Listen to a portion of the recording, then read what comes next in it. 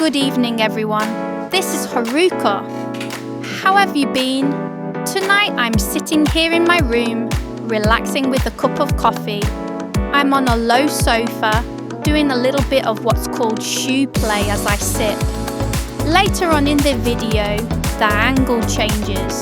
So if you're curious, I do hope you'll stay with me until the end. Now tonight I want to talk about something that's been getting a lot of attention here in Japan.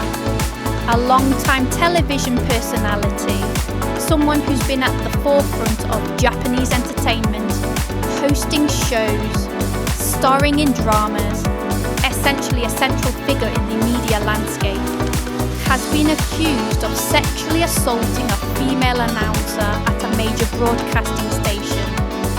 He has since retired from the public eye.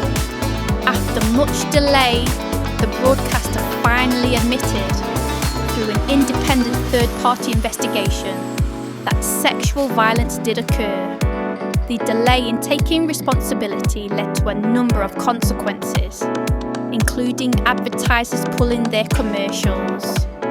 For a while, it seemed like this situation was reaching a conclusion, especially after the third-party committee released their findings earlier this spring. But just recently, the former celebrity's legal team filed an objection.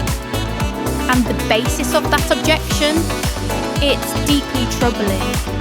His lawyer argued that since he didn't physically hit her or raise a hand to her, it couldn't be considered violence. In other words, he's suggesting it wasn't sexual violence because it didn't involve brute force. Frankly, I was stunned. To claim that violence only exists when there are bruises or wounds. It's an ignorant, almost arrogant dismissal of how trauma actually works.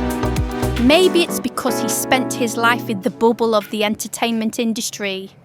But even so, there's no excuse for not understanding basic human decency.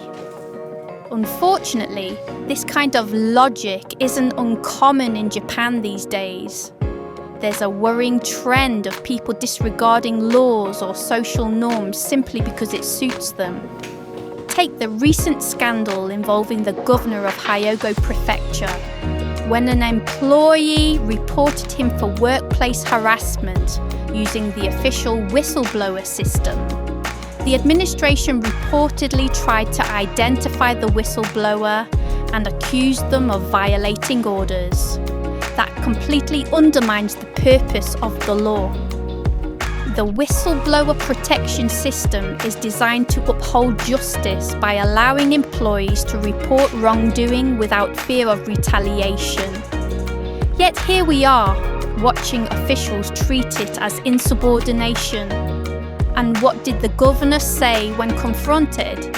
He claimed, "There are different interpretations." That to me is terrifying. It's a refusal to accept that laws and shared principles exist for a reason, to help us coexist. If everyone could opt out of basic rules because they personally disagree, we'd have no society at all. And that's exactly what I've been feeling lately, that the fundamental fabric of Japanese society is fraying. Leaders disregard accountability. Public figures dismiss serious harm as misunderstandings, and everyday people are left to question whether this is the kind of country they want to live in. I sometimes wonder if there's somewhere in the world that might accept someone like me a little more naturally.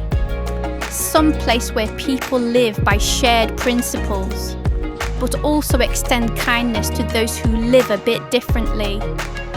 Anyway, I know tonight's topic was heavier than usual.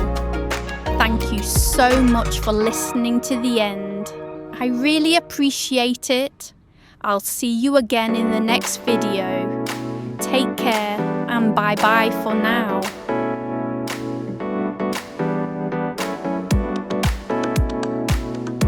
Hoy quiero hablarles de algo que está generando mucha atención en Japón.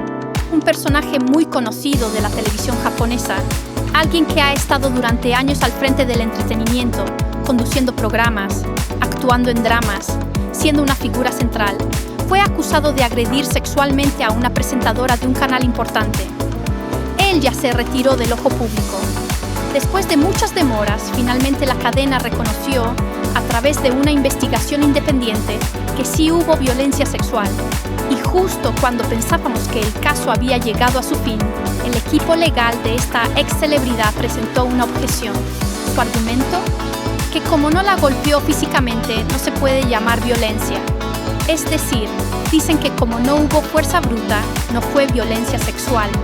Sinceramente, me pareció indignante. Pensar que la violencia solo existe cuando hay golpes visibles es una forma muy limitada y peligrosa de entender el daño. Tal vez él ha vivido aislado en su burbuja del mundo del espectáculo, pero eso no es excusa para no comprender la empatía o el respeto básico. Y lo peor es que no es un caso aislado. En Japón últimamente hay una tendencia preocupante: personas que ignoran las normas sociales o legales simplemente porque no les convienen. A veces me pregunto si habrá un lugar en el mundo donde una persona como yo pueda sentirse aceptada más naturalmente, un lugar donde haya principios comunes, pero también humanidad para quienes vivimos de forma distinta. Gracias por quedarse hasta el final. Sé que el tema fue pesado, pero necesitaba compartirlo. Nos vemos en el próximo video. Cuídense mucho. Adiós.